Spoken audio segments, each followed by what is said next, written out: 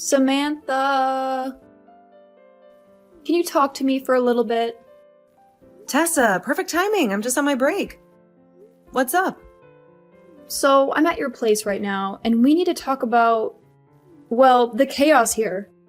Wait, what? You're in our house? How on earth did you get in? Chill, the door was locked. I used the spare key you guys gave me, remember? Spare key? I don't recall giving you one. Remember when you jetted off on that getaway and needed someone to cat sit? Your hubby handed it over then. Oh, vaguely. But didn't he ask for it back? Nope, we never talked about it again. Anyway, forget the key. Your fridge is what's bugging me. You're at work and there's nothing prepped for dinner. I make dinner fresh when I get home. Beats reheating stuff, don't you think? Sure, if you had the time. But you're clocking out at the same time as my son. Can you actually rustle up a decent meal that quick? Sometimes I prepare ahead, sometimes I don't. He's cool with it either way. Your freezer's empty too? What's the plan for tonight? Oh, my husband's on chef duty tonight. He's grabbing groceries after work. Both of you cooking? And you've roped my son into this too? Yeah, we're a team. We both have jobs, so we share the kitchen duties. Excuse me? Since when does my son play house chef? You know there are roles in a marriage, right? Look, we've talked it over. It was his idea to share the load, and honestly, his cooking's to die for. This is utterly irrelevant, Samantha. I gave my blessing to your union with my son under the impression that you would be his rock, his unwavering support system, ensuring his happiness was paramount. And now I stand here, feeling utterly deceived by your actions. But Tessa, it's about mutual support in this household. We've chosen to stand shoulder to shoulder, sharing life's burdens equally. And I abhor that very notion. Yet, this is our home, not yours. Within these walls, we are free to live as we choose, without the need for your approval or oversight. That may be, but today you will assume the role of chef. It's your duty to prepare a meal for him. Could we perhaps discuss this with my husband first? After all, it was his initiative. In fact, why don't you address your concerns with him directly? Especially since you seem so perturbed by his involvement in the kitchen. Are you truly considering defying the wishes of your husband's mother? It's not defiance I'm advocating for. It is a recognition that the ancient notion of women's sole purpose being to serve men in the home is outdated. Outdated? Samantha, I have neither the time nor the patience to school you on the fundamentals of family dynamics. You will heed my instructions or you will face the consequences. Henceforth, I shall make it my daily duty to oversee your culinary efforts. You intend to come here every single day? Indeed, it has become a necessity. I must ensure that you're preparing the most nutritious meals for my son, to keep him robust and in good health. I refuse to allow you to serve him anything that's been frozen or is less than wholesome. If you wish to spare me the inconvenience of this daily supervision, then I suggest you start fulfilling the role of a wife as I envision it, and allow my son the comfort he deserves. Hey Samantha, do you not have any ice cream here?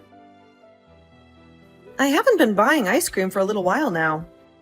Neither of us have been eating it lately, so there's no point in having it when it'll probably go to waste getting freezer burn.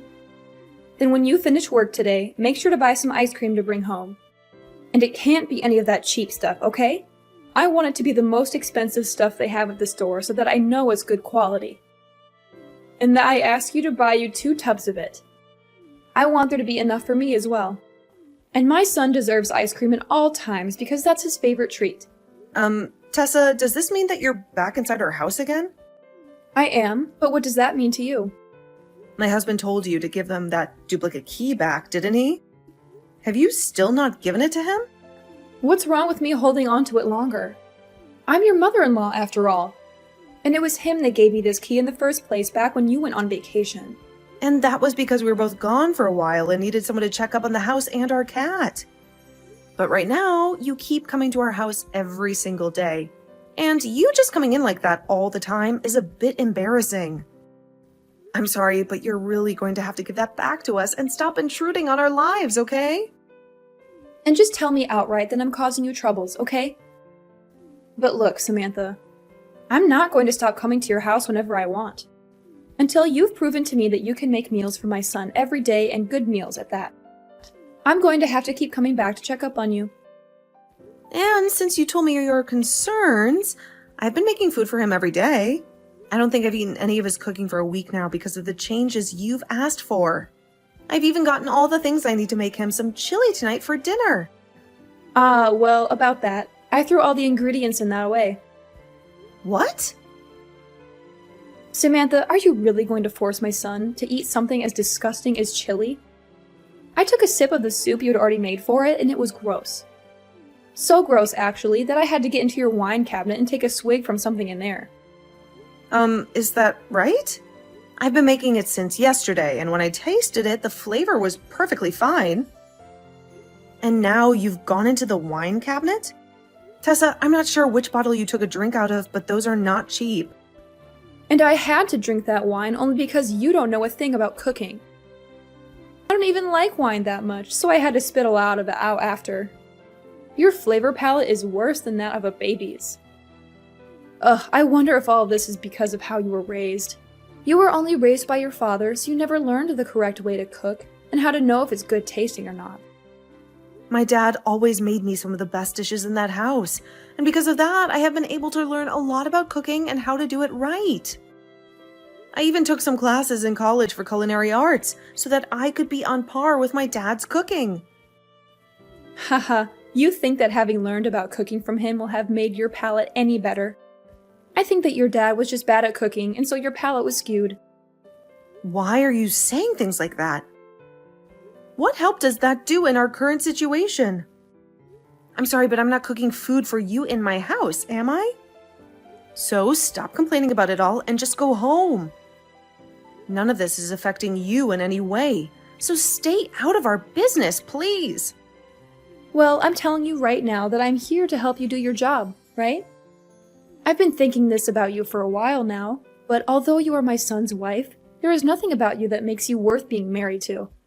So if you'd like me to start thinking differently of you, then maybe it's time you start doing things for me too. Is this your reason for throwing out today's meal?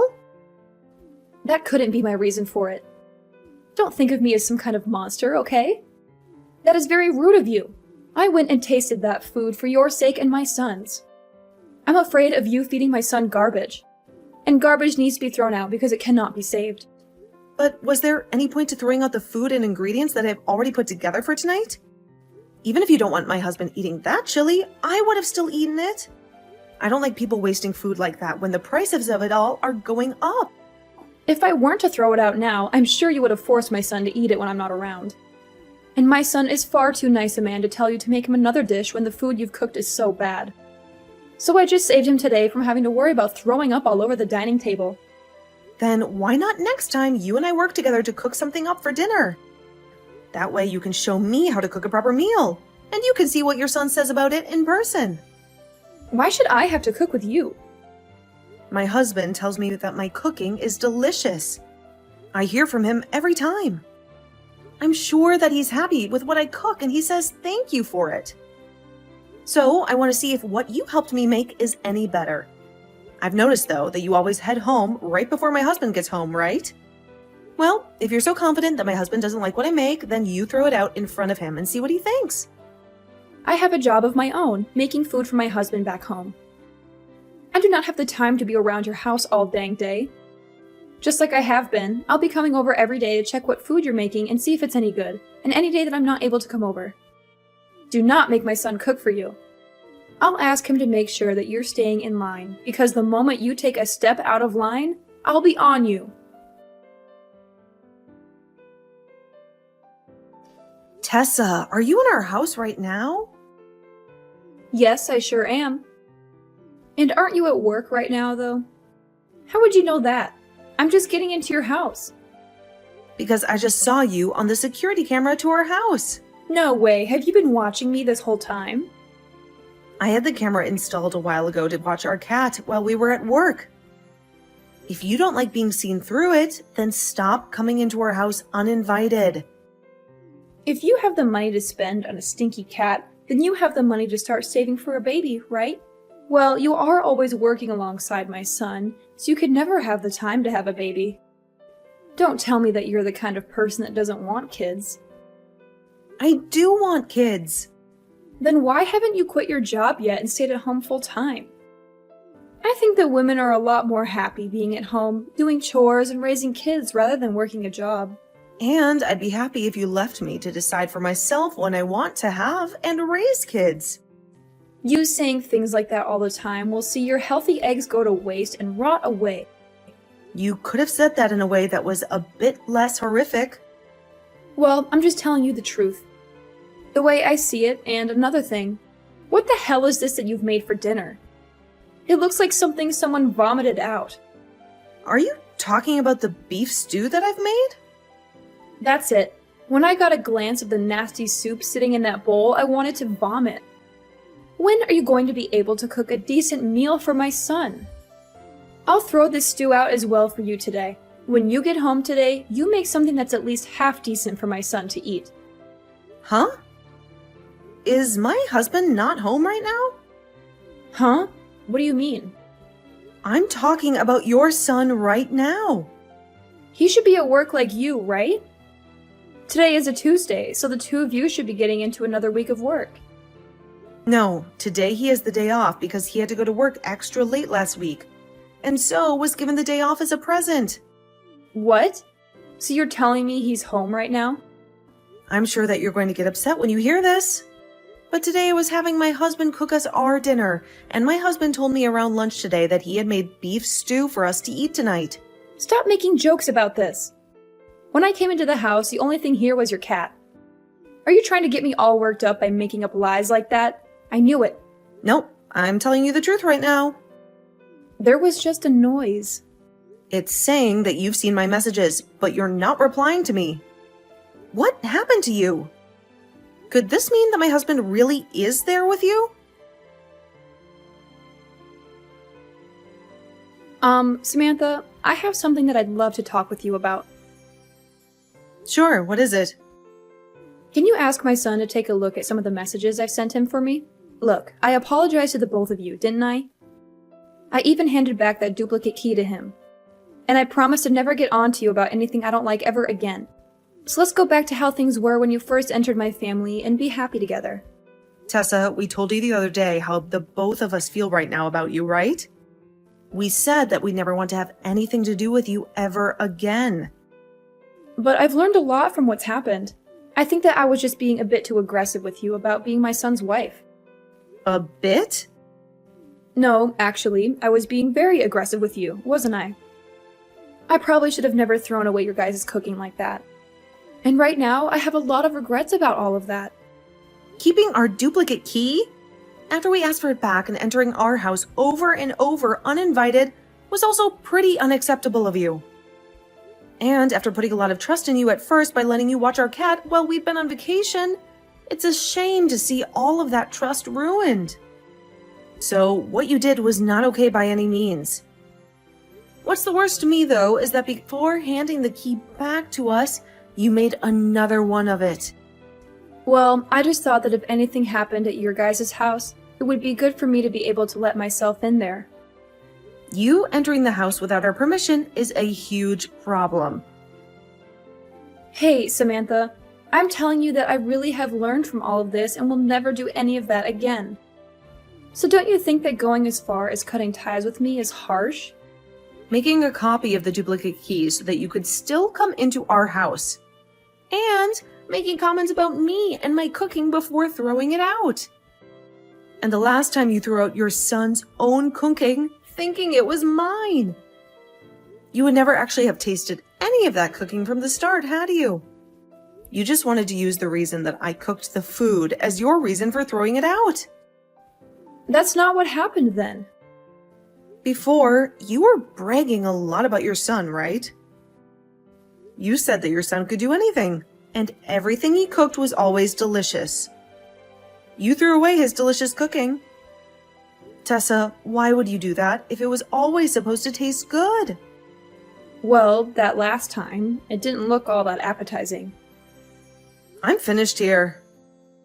I can see that no matter what I say to you, you have an excuse made up and ready to go after what has happened between us this time.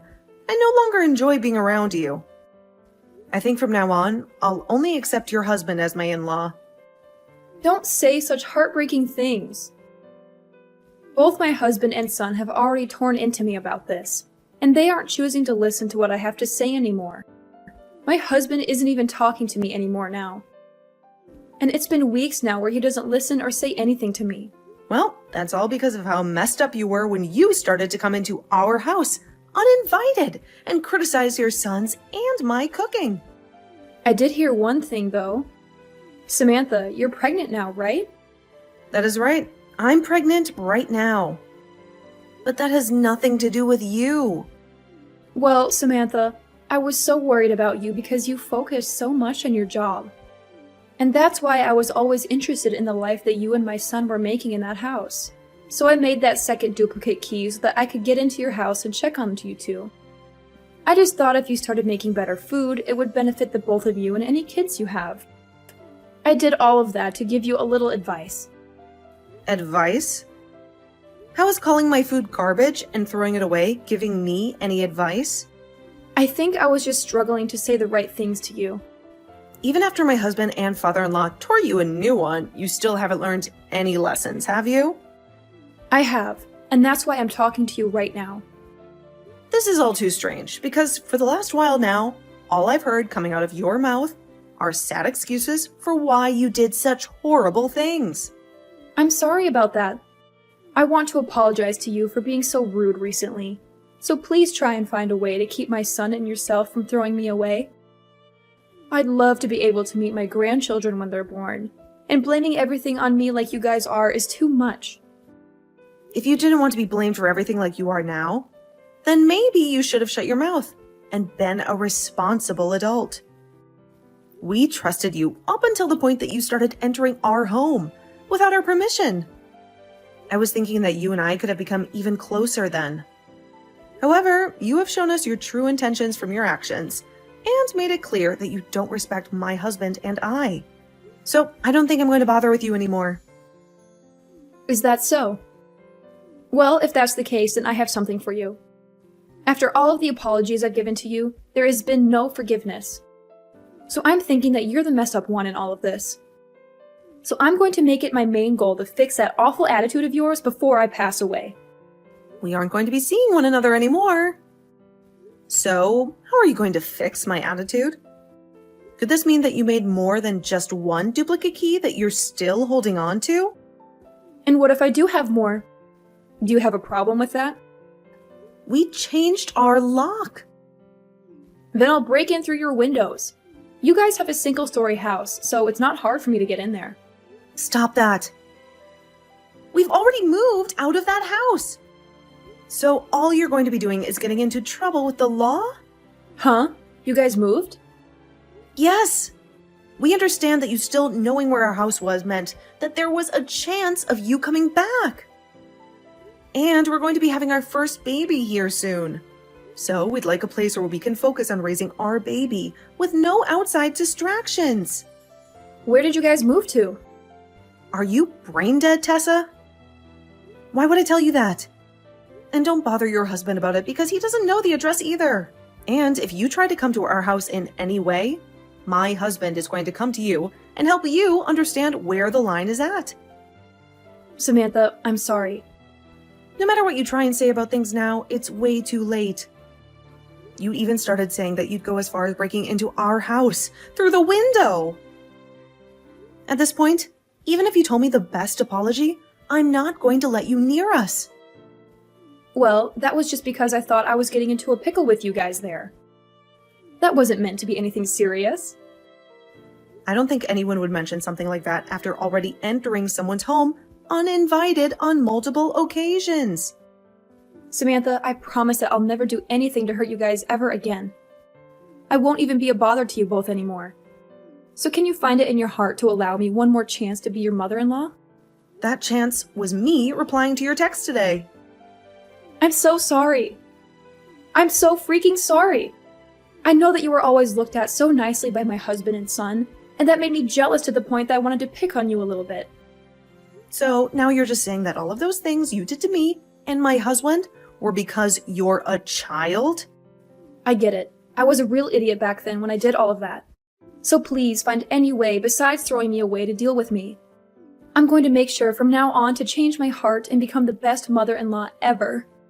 No matter what you say to me, you are not going to change the idea that you cemented in my mind of you. I'm throwing out the trash here. You had your last chance a second ago to tell me that all of this was because you're a child. But instead, you wasted my time with all your crappy excuses. Well, your time is up now, and I need to make sure that my family never has to deal with you in the future.